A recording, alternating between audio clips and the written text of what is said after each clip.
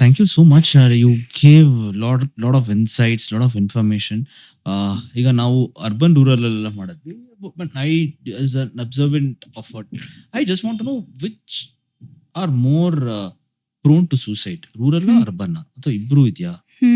Because ನಾವು ಅಲ್ಲೂ farmers commit suicide ಇದು ಕಟ್ಸಿಲ್ಲ ಅಂತ, usually it will be because of financial issues or ಅದ್ ಬಿಟ್ರೆ depression issues we don't know what it is. It can be a depression also, distress also. ನಮ್ದ್ರಲ್ಲಿ even ಸಣ್ಣ ಸಣ್ಣ ವಿಷಯಕ್ಕೂ ಇದೆ ಅಂತ, ಅರ್ಬನ್ ಸೆನ್ಸಿಟಿವಿಟಿ ಇಸ್ ಮೋರ್ ಅಂತ ಅನ್ಸುತ್ತೆ. ಅರ್ಬನ್ ಅಲ್ಲಿ ಡೆಫಿನೆಟ್ಲಿ ಸ್ಟ್ರೆಸ್ಸಸ್ ಜಾಸ್ತಿ ಇದೆ. ಅಂದ್ರೆ ವರ್ಕ್ ಪ್ರೆಷರ್ ಇರ್ಬೋದು, ಫಾಸ್ಟ್ ಪೇಸ್ಡ್ ಲೈಫ್ ಇರ್ಬೋದು, ಇದೆಲ್ಲ ಜಾಸ್ತಿ ಡೆಫಿನೆಟ್ಲಿ ಇದೆ. I am sure there are studies, but ನಂಗೆ ಸ್ಟ್ಯಾಟಿಸ್ಟಿಕ್ಸ್ ನಂಬರ್ಸ್ ಗೊತ್ತಿಲ್ಲ. ರೂರಲ್ ಅಲ್ಲಿ ಬೇರೆ ತರನೇ ಪ್ರಾಬ್ಲಮ್ಸ್ ಜಾಸ್ತಿ, ಫಾರ್ಮರ್ ಸೂಸೈಡ್ ಆಗಿರ್ಬೋದು ಅಥವಾ ಈ ತರ ಪೋಸ್ಟ್ ಪಾರ್ಟಮ್ ಡಿಪ್ರೆಷನ್ ಎಲ್ಲ ಗೊತ್ತಾಗದೇ ಹೋಗೋದಿರ್ಬೋದು, ಆ ತರದ್ ಜಾಸ್ತಿ ಇದೆ. ಇಲ್ಲಿ ಬೇರೆ ತರ. ಬಟ್ ಏನಾಗ್ತದೆ ಅಂದ್ರೆ ಸೂಸೈಡ್ ಸರಿಗ್ ರಿಪೋರ್ಟೇ ಆಗಲ್ಲ, ಬಿಕಾಸ್ ಅದು ಸ್ಟಿಗ್ಮಾ ಅರೌಂಡ್ ಇಟ್. ಏನ್ ಅನ್ಕೊಂಡ್ಬಿಡ್ತಾರೆ, ನಮ್ಮ ಮಗು ಸೂಸೈಡ್ ಮಾಡ್ಕೊಂಡ್ಬಿಡ್ತಾರೆ, ಏನ್ ಅನ್ಕೊಂಡ್ಬಿಡ್ತಾರೆ ಅಂತ ಹೇಳೋದೇ ಇಲ್ಲ ಫಸ್ಟ್. ಅಂಡ್ ಮೋರ್ ಓವರ್ ಈಗ ಪರ್ ಡೇ ಅರೌಂಡ್ 400+ ಸೂಸೈಡ್ಸ್ ಆಗತ್ತೆ ಇಂಡಿಯಾಲಿ ಅಂತ ಸ್ಟ್ಯಾಟಿಸ್ಟಿಕ್ಸ್ ಇದೆ. ಅದ್ರಲ್ಲಿ ರಿಪೋರ್ಟ್ ಆಗಿರೋದು. Exactly that's what I was coming to. In report ಆಗದೆ ಇರೋದು ಎಷ್ಟಿದೆ, ಅಂಡ್ ಹೌ ಮೆನಿ ಅಟೆಂಪ್ಟ್ಸ್ 1000 ಇರತ್ತೆ. So the extent to which it is spread out is ತುಂಬಾ ಜಾಸ್ತಿ. How to identify it? ಈಗ ಇವ್ರು ಸೂಸೈಡ್ ಅಲ್ಲಿ ಇರಬಹುದು ಅಂತ ಹೆಂಗ್ ಗೊತ್ತಾಗುತ್ತೆ? ಒಂದು ತುಂಬಾ ಚೇಂಜಸ್ ಇನ್ ಬಿಹೇವಿಯರ್ ಕಾಣುತ್ತೆ. Like for example social withdrawal ಇರ್ಬೋದು. ಮುಂಚೆ ಆಕ್ಟಿವ್ ಆಗಿ ಚೆನ್ನಾಗಿ ಜೊತೆಗೆ ಇರ್ತಾ ಇದ್ರು, ಎಲ್ಲರ ಜೊತೆಗೆ ಮಾತಾಡ್ತಿದ್ರು, ಇವಾಗ ತುಂಬಾ ಕಮ್ಮಿ ಮಾಡ್ಬಿಟ್ಟಿದ್ದಾರೆ. ಅಥವಾ ಏನಾದ್ರ ಇಂಟ್ರೆಸ್ಟ್ ಕಮ್ಮಿ ಆಗ್ಬಿಟ್ಟಿದೆ, ಎಲ್ಲ ಲೈವ್ಲಿ ಆಗಿದ್ದು ಕಮ್ಮಿ ಆಗ್ಬಿಟ್ಟಿದೆ. ಮುಂಚೆ ಅವ್ರ ಮ್ಯೂಸಿಕ್ ಎಲ್ಲ ಕೇಳಿಸ್ಕೊಂಡು ಖುಷಿಯಾಗಿರ್ತಾ ಇದ್ರು, ಇವಾಗಿಲ್ಲ. ಈ ತರ ಫೀಚರ್ಸ್ ಇಂದನೂ ಗೊತ್ತಾಗತ್ತೆ. ಬಟ್ ಒಂದೊಂದ್ಸತಿ ಏನಾಗುತ್ತೆ ಅಂದ್ರೆ ಪ್ರೀವಿಯಸ್ ಫ್ಯೂ ಡೇಸ್ ಅಲ್ಲಿ ದೇ ವಿಲ್ ಎಕ್ಸಾಜರೇಟ್ ಇಟ್. ಅಂದ್ರೆ ಬರ್ತಾನೆ ಇರ್ಲಿಲ್ಲ ಅಂದವರು ದೇ ವಿಲ್ ಸ್ಟಾರ್ಟ್ ತುಂಬಾನೇ ಇನ್ವಾಲ್ವ್ಮೆಂಟ್, ಲೈಕ್ ನಂಗೆ ಏನೂ ಆಗಿಲ್ಲ ಅನ್ನೋ ಥರ. ಸೊ ರೀಸೆಂಟಾಗಿ ಒಂದು ಪೇಷಂಟ್ ಇದ್ರು, she was 20 year old female patient. ಅವರು ಹಿಂದಿನ ದಿನ ಅವ್ರ ಬರ್ಡೇ ಇದೆ, ಅಲ್ಲಿ ತನಕನೂ ಏನೂ ಮಾಡಿಲ್ಲ. She was acting like everything was normal.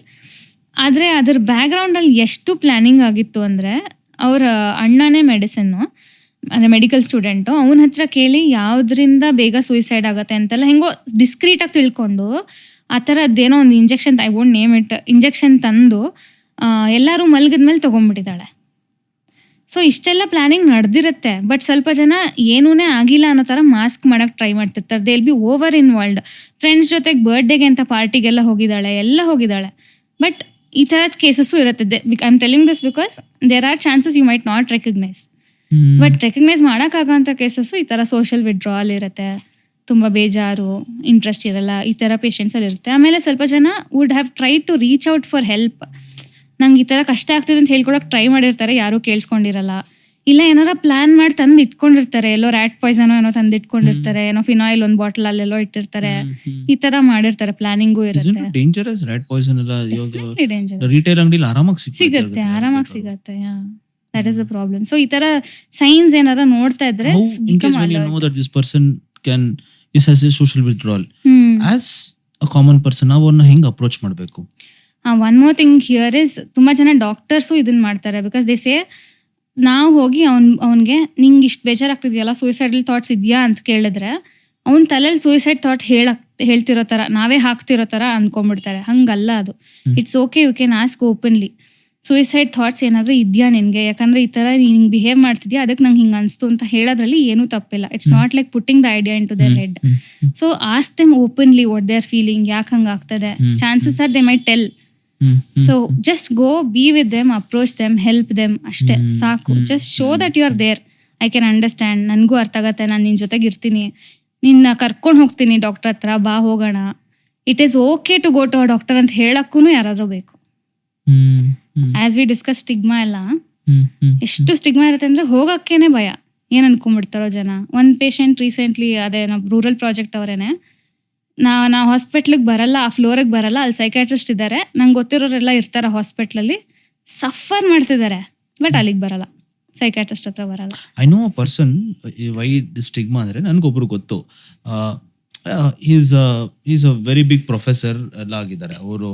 ಅದು MA ಇನ್ ಕನ್ನಡ ಸೈಕಾಲಜಿ ಮಾಡಿ ಪ್ರೊಫೆಸರ್ ಆಗಿದ್ದಾರೆ. He has a daughter. ಅವ್ರ ಮಗಳದು ಮ್ಯಾರಿಟಲ್ ಡಿಸ್ಕಾರ್ಡ್ ಆಗಿತ್ತು. ಮಗಳು ಮತ್ತೆ ಅಳಿಯ ಮಧ್ಯ. ಇನ್ಫ್ಯಾಕ್ಟ್ ಅಳಿಯ ಏನ್ ಮಾಡ್ತಾರೆ, ಇಬ್ರದ್ದು ಏನ್ ಮಾಡ್ತಾರೆ, they will go to medical counsellor because of this matter. The daughter is still feel stigma because ನನಗೆ ಕೌನ್ಸಿಲರ್, ಮ್ಯಾರಿಟಲ್ ಕೌನ್ಸಿಲರ್, ಸೈಕ್ಯಾಟ್ರಿಸ್ಟ್ ಹತ್ರ ಹೋಗಿದಾಗ I don't want to get in to psychiatrist ಅಂತ. Even that father of the girl says, ನಾನೇ psychology ಓದ್ಬಿಟ್ಟಿದ್ದೀನಿ, I have read MA psychology, ನನಗೇನ್ ಬೇಕು psychology ಅಂತ ಹೇಳ್ಬಿಡ್ತಾರೆ. ನನ್ನ ಮಗಳಿಗೆ ಏನಾಗಿಲ್ಲ, ಶಿ ಇಸ್ ನಾರ್ಮಲ್ ಅಂತ. But they don't know it can B mismatch of it. ಅಂದ್ರೆ people are sometimes they feel I know better than everything just because I know just few aspects of it ಅಂದಾಗ ಈ stigma ಅಂದ ತಕ್ಷಣ it reminded. Unfortunately that relationship broke. They got separated, they got broke. Hey, my daughter is all fine, my ಇವ್ರದೇ problem ಇಲ್ಲ, ಸರಿಗಿಲ್ಲ ಹುಡುಗಂದು ಅಂತಾನೆ ಹೇಳ್ಬಿಟ್ಟು they will do it. But unfortunately where that daughter was not even ready to go to the psychiatrist, so they would have resolved their relationship. ಈಗ resolve ಮಾಡ್ಲಿಲ್ಲ ಅಂದ್ರೂ ಕೂಡ probably if they get in to any other marriage still trauma ಇರುತ್ತೆ, ಆ relationship ಅಲ್ಲೂ ಆ problem ಆಗ್ಬೋದು ಮತ್ತೆ. So ಇದನ್ನ which we have to know, it can happen anywhere when you don't address here or when you don't address there. ಈಗೋ ಮತ್ತೆ image, self ಇಮೇಜ್ನೆಲ್ಲ ಒಂದು ಕ್ರಿಯೇಟ್ ಮಾಡ್ಕೊಂಡಿರ್ತಾರಲ್ಲ ಸೊಸೈಟಿಲ ಇಮೇಜ್, ಅದನ್ನ ಪ್ರೊಟೆಕ್ಟ್ ಮಾಡೋದು it becomes more important than protecting the relationship of or that life of that person. ಅಷ್ಟೊಂದು problem create ಮಾಡ್ಕೊಂಡ್ಬಿಡ್ತಾರೆ. ನಮ್ image is more important than that person's life ಅಂತ. ಸೊ ಅದನ್ನ ಸ್ವಲ್ಪ ಮೈಂಡಲ್ಲಿ ಇಟ್ಕೊಂಡು ಅರ್ಥ ಮಾಡ್ಕೊಳ್ಬೇಕು. ಇಟ್ಸ್ ನಾಟ್ ವಾಟ್ ಇಸ್ ನಮ್ ಇಮೇಜ್ ಅಲ್ಲ, ನಮ್ ಈಗೋ ಅಲ್ಲ ಇಂಪಾರ್ಟೆಂಟು, ನಮ್ exactly what you want to resolve on. That's very good point. One more thing, sorry about this is marriage and psychiatry, because ಒಂದು ಈ ಡಿಸ್ಕಾರ್ಡ್ ಆಗ್ತಿರುತ್ತೆ, ಪ್ರಾಬ್ಲಮ್ಸ್ ಆಗ್ತಿರುತ್ತೆ, ಅದು ಒಂದ್ ಕಡೆ. But people think marriage is a solution to all problems. Oh my god, ಈಗ ನಾವು ವಯಸ್ಸಾದವರು ಅಥವಾ ಏನ್ ಹೇಳಿದ್ರೆ ಮದ್ವೆ ಮಾಡಿ ಎಲ್ಲ ಸರಿ ಹೋಗುತ್ತೆ, ಮದ್ವೆ ಹಳ್ಳಿ ಕಡೆ ಮದ್ವೆ ಮೂಗ್ದಾರ ಹಾಕಿ ಎಲ್ಲ ಸರಿ ಹೋಗುತ್ತೆ, ಇನ್ನೇ ನಿಂಗೆಲ್ಲ ಮದ್ವೆ ಮಾಡಿ ಎಲ್ಲ ಸರಿ ಆಯ್ತು ಬಿಡಪ್ಪ, ನಿನಗೆ ಮದ್ವೆ ಆದಾಗ ಎಲ್ಲ ಗೊತ್ತಾಗುತ್ತೆ, ನಿಂಗೊಂದ್ ಮಗು ಆಗ್ಲಿ ಇಲ್ಲ ಸರ್, ಇದೆಲ್ಲ ಮಗು ಆಗೋ ತನಕ. I sometimes feel this is how it is not right. Like ನಾನು ಏನಕ್ಕೆ ಹೇಳಕ್ ಬಂದಿದ್ದೆ ಅಂದ್ರೆ, ರೂರಲ್ ಪ್ರಾಜೆಕ್ಟ್ ಅಲ್ಲೇನೆ the first patient I saw, ಅವ್ರಿಗೆ ಹೆಣ್ಣು ಹುಡುಕ್ತಾ ಇದ್ರು. That person I called him, he was the employee of that own hospital. ಅವ್ರು ಹೇಳ್ತಾ ಇದ್ರು, ಇಲ್ಲ ನಂಗೆ ಒಬ್ಳು ಇಷ್ಟ, ಅದಕ್ಕೆ ಇವರು ಅವಳನ್ನ ನೋಡ್ತಿಲ್ಲ ಅಂದ್ಬಿಟ್ಟು ನಾನು ಹಿಂಗಿದ್ದೀನಿ, ಬೇಜಾರಾಗಿದ್ದೀನಿ ಅಂತ. ಅಂದ್ರೆ ಆ ಡಾಕ್ಟರೇ ಯಾರೋ ರೆಫರ್ ಮಾಡಿದ್ ನಂಗೆ, ನೋಡಿ ಡಿಪ್ರೆಷನ್ ಇರ್ಬೋದು ಅಂತ. ಸೊ ಕೇಳ್ದಾಗ ಇದು ಹೇಳಿದ್ರು, ನಾನು ಇಷ್ಟಪಡ್ತಿದ್ದ ಹುಡುಗಿನ ಇದಾಗಿಲ್ಲ ಅಂತ. ಆದರೆ ಅವ್ರ ರಿಲೇಟಿವ್ಸ್ನೆಲ್ಲ ಕರ್ಕೊಂಡು ಬಂದು ಕೂರ್ಸ್ಕೊಂಡು ಮಾತಾಡಿಸಿದಾಗ ಅವ್ರು ಹೇಳಿದ್ರು, ಇಲ್ಲ ಮೇಡಮ್, ಅವಳ ಫ್ಯಾಮಿಲಿ ಜೊತೆಗೆ ಮಾತಾಡ್ಸಿದ್ದೀವಿ, ಆ ಥರ ಇವರಿಬ್ರು ಮಧ್ಯೆ ಏನೂ ಆಗೇ ಇಲ್ವಂತೆ. ಮತ್ತು ಇವನು ಅಲ್ಲಿ ಹೋದಾಗ ಏನೂ ಮಾತಾಡಲೇ ಇಲ್ಲ, ಸುಮ್ಮನೆ ಎಲ್ಲೋ ನೋಡ್ಕೊಂಡು ಸ್ಟೇರ್ ಮಾಡ್ತಾ ಇದ್ದ ಅಂತ. ಮತ್ತೆ ಇವ್ರನ್ನ ಕರೆಸಿ, ಏನಾಯಿತು, ಯಾಕೆ ಸ್ಟೇರ್ ಮಾಡ್ತಿದ್ರಂತೆ, ಏನು ಮಾತಾಡ್ತಿರ್ಲಿಲ್ವಂತೆ ಅಂದರೆ, ಏನಿಲ್ಲ ಅಂತಿದ್ರು. ಆಮೇಲೆ ಏನಾದ್ರೂ ಕೇಳ್ಸಂಗ್ ಆಗತ್ತಾ, ಕಾಣ್ಸಂಗ್ ಆಗತ್ತಾ, ಈ ಥರ ಕೇಳ್ತೀವಿ ನಾವು ಯೂಶಲಿ ಫುಲ್ ಎಲ್ಲ ಪ್ರಾಬ್ಲಮ್ಸ್. ದೆನ್ ಹಿ ಸೇಸ್, ಹೌದು ಅಲ್ಲಿ ದೇವ್ರ ಫೋಟೋ ಎಲ್ಲ ಇದೆಯಲ್ಲ, ಎಲ್ಲ ದೇವರು ನನ್ನ ಹತ್ರ ಮಾತಾಡ್ತಾರೆ ಅಂತ. ಆ ಥರ ಎಲ್ಲ ಪ್ರಾಬ್ಲಮ್ಸ್ ಇರುತ್ತೆ. But still when I told it to the family, ಅವ್ರು ಹೇಳಿದ್ರು, ಇಲ್ಲ ಮೇಡಮ್ ಆ ಥರ ಎಲ್ಲ ಏನು ಪ್ರಾಬ್ಲಮ್ ಇಲ್ಲ, ಮದುವೆ ಆದರೆ ಎಲ್ಲ ಸರಿ ಹೋಗುತ್ತೆ, ಹೋಗಿ ಮದುವೆ ಮಾಡಿಸ್ಬಿಟ್ರು. ಆಮೇಲೆ they didn't come for follow up. ನಾವು ಹೇಳಿದ್ವಿ small tablet will help. We have seen, I know one particular thing, ನಮ್ಮ ಫಾರ್ ರಿಲೇಟಿವ್ ಯಾರು, ದೇ ವುಡ್ ಸೇ, ನನ್ನ ಮಗನ್ಗೆ ದೇವ್ರ ಕರ್ದಂಗ ಆಗ್ಬಿಡ್ತು, ಬಾಬಾ ಅವ್ರು ಕರೆದ್ರು, ಕೃಷ್ಣನ್ ಕೊಡಲ್ ಸಾಂಗ್ ಕೇಳಿಸ್ತು ಅಂತ ಎಲ್ಲ ಪ್ರೌಡಾಗಿ ಹೇಳ್ಕೊತಾರೆ. ನಮ್ಗೆ ಐ ಡೋಂಟ್ ನೋ, ನನಗೆ ಇದುವರೆಗೂ I have never heard that. In dreams have got god, that's all. Apart from that I couldn't relate it. So I will always think probably ಅದು ಇಮೇಜ್ಗೋಸ್ಕರ ಹೇಳ್ಕೋತಾರೋ ಅಥವಾ ಇದನ್ನ ಹೇಳ್ಕೋತಾರೋ ಗೊತ್ತಿಲ್ಲ. ಆ ಥರನೂ ಇದೆ, ಬಟ್ ಈ ಥರ ಪ್ರಾಬ್ಲಮ್ಯಾಟಿಕ್ ಡಿಸಾರ್ಡರ್ ಲೆವೆಲ್ ಇರ್ಬೋದು. Okay fine. Living about all that, ನಿಮ್ಮ main which you will be doing about geriatric. Geriatric ಅಂದ್ರೆ ನಮ್ಮ ಆಡಿಯನ್ಸ್ ಯೂಶಲಿ ಗೊತ್ತಿಲ್ಲ, it is for the old age people after 60. Very important. ಜನ ಅದನ್ನ ತುಂಬಾ ನೆಗ್ಲೆಕ್ಟ್ ಮಾಡ್ತಾರೆ, because ನಾವೆಲ್ಲ ಬರೀ ಚೈಲ್ಡ್ ಮೆಂಟಲ್ ಹೆಲ್ತ್ ಅದ್ರ ಬಗ್ಗೆನೇ ತುಂಬಾ ಫೋಕಸ್ ಮಾಡಿ ಈಗ ಅವರೇ ತನ್ನ ಸಮಾಜಕ್ಕೆ ಜಾಸ್ತಿ ಕೊಡುಗೆ ಕೊಡೋದು ಅಂತ ಮಾಡ್ತಿರ್ತೀವಿ. ಬಟ್ ವಿ ಡೋಂಟ್ ನೋ ಈ 60 ಮೇಲ್ ಇರೋರ್ಗು ಎಷ್ಟು ಇಂಪಾರ್ಟೆಂಟ್ ಇರುತ್ತೆ ಮೆಂಟಲ್ ಹೆಲ್ತ್. ಅದನ್ನ as we youngsters are we the kids of those generation, how to take care of it, how important it is. Definitely important. ಒಂದು demography of the world and India is changing. ಏನಂದ್ರೆ ಇವಾಗ 60+ ಜಾಸ್ತಿ ಆಗ್ತಾ ಇದ್ದಾರೆ. ನಾವು child ಅಂತಿದ್ದೀವಿ, but 60+ ಅವರೇ ಈಗ ಜಾಸ್ತಿ ಆಗ್ತಿದ್ದಾರೆ. 8% of the population is geriatric. 2050 ಅಷ್ಟೊತ್ತಿಗೆ ಅರೌಂಡ್ 16-20% ಆಗ್ಬಿಡತ್ತೆ. 80+ ಅಂತೂ ಇನ್ನೂ ಜಾಸ್ತಿ, because life span is increasing. ಅದರಿಂದ ಆ ಪಾಪ್ಯುಲೇಷನ್ ಜಾಸ್ತಿ ಆಗ್ತಿದೆ. ಸೊ ಲೈಫ್ ಜಾಸ್ತಿ ಆಗ್ತಿದ್ದಂಗೆ ಇಲ್ನೆಸ್ ಜಾಸ್ತಿ ಆಗತ್ತೆ, ಎಲ್ಲ ತೊಂದರೆಗಳು, ಬಾಡಿಲಿರೋ ಪ್ರಾಬ್ಲಮ್ಸು ಎಲ್ಲ ಜಾಸ್ತಿ ಆಗತ್ತೆ. ಅದರಿಂದ ಅಗೇನ್ ಮಾರ್ಬಿಡಿಟಿ, ಫಂಕ್ಷನಿಂಗು ಅಥವಾ ಅದೆಲ್ಲಾನು ಜಾಸ್ತಿ ಆಗತ್ತೆ. ಹೆಲ್ತ್ ಡಿಸಾರ್ಡರ್ಸ್ ಬರುತ್ತೆ.